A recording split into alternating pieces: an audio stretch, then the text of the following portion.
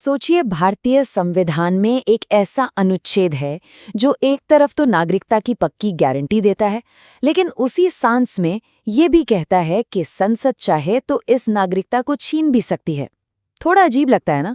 तो आज हम इसी बहुत ही जरूरी और दिलचस्प आर्टिकल यानी अनुच्छेद 10 की गहराई में उतरने वाले हैं।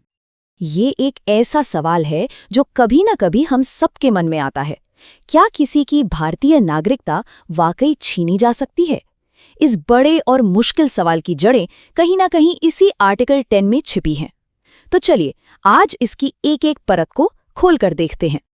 इस पूरे विषय को आसानी से समझने के लिए हम अपनी चर्चा को इन 5 हिस्सों में देखेंगे।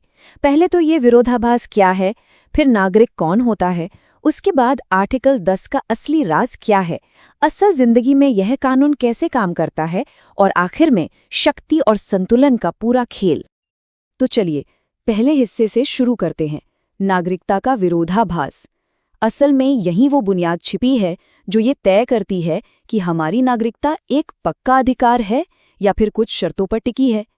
और ये समझना भी जरूरी है कि ये अनुच्छेद तब बना था जब देश आज़ाद ही हुआ था और उसका भविष्य गढ़ा जा रहा था।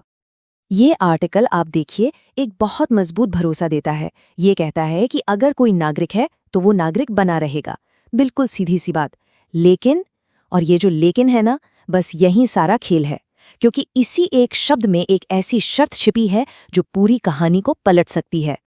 अच्छा, आर्टिकल 10 को ठीक से समझने से पहले ये जानना बहुत जरूरी है कि संविधान की नज़र में आखिर नागरिक है कौन। तो चलिए पहले इस नींव को पक्का कर लेते हैं। तो नागरिक कौन है?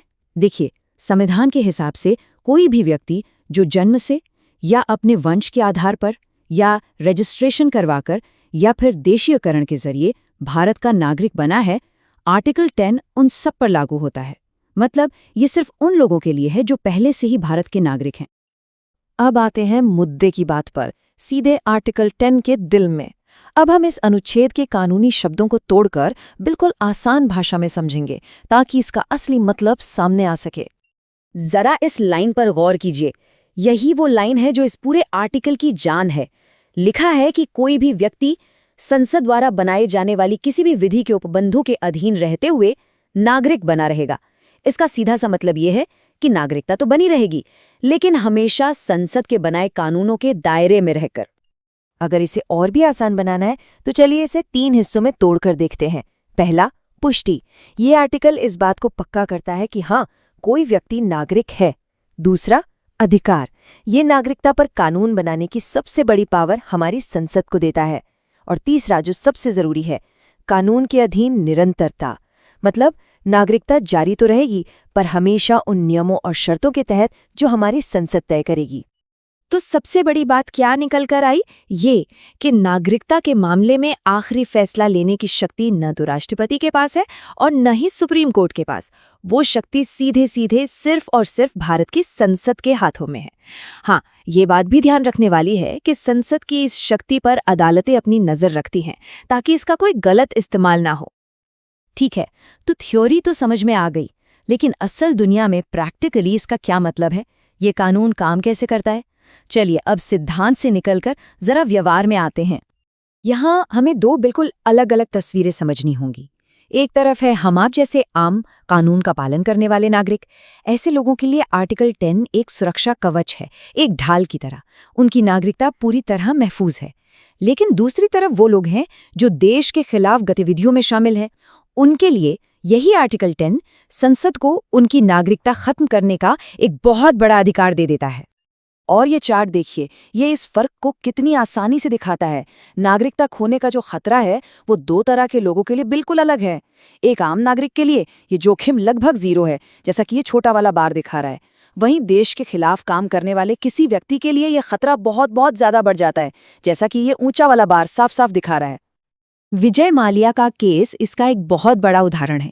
वो भले ही सालों से देश के बाहर हैं, लेकिन भारत सरकार का रुख बिल्कुल साफ है कि सिर्फ देश छोड़ देने का मतलब ये नहीं कि नागरिकता खत्म हो गई। जब तक संसद कानून के जरिए किसी की नागरिकता खत्म नहीं कर देती, तब तक वो व्यक्ति भारत का नागरिक ही माना जाएगा और हमारे कानूनों के प्रति पूरी तरह जवाबदेह रहेगा। तो आखिर में इस जबरदस्त शक्ति का असल मतलब क्या है? चलिए संसद की इस अंतिम शक्ति और संतुलन के पूरे समीकरण को यानी कि बड़ी तस्वीर को समझते हैं। तो आखिर में एक आम भारतीय परिवार के लिए इसका क्या मतलब है? इसका मतलब है सुरक्षा, एक तरह का सुकून। नागरिकता एक विरासत की तरह है जो एक पीढ़ी से दूसरी पीढ़ी को मिलती है।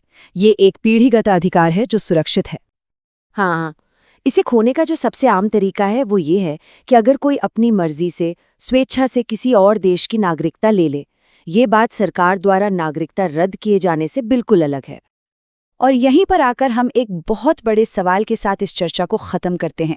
एक तरफ है एक नागरिक का मौलिक अधिकार और दूसरी तरफ है देश की सुरक्षा के लिए संसद को दी गई सर्वोच्च शक्ति। इन दोनों के बीच वो सही संतुलन, वो सही बैलेंस कहाँ पर है?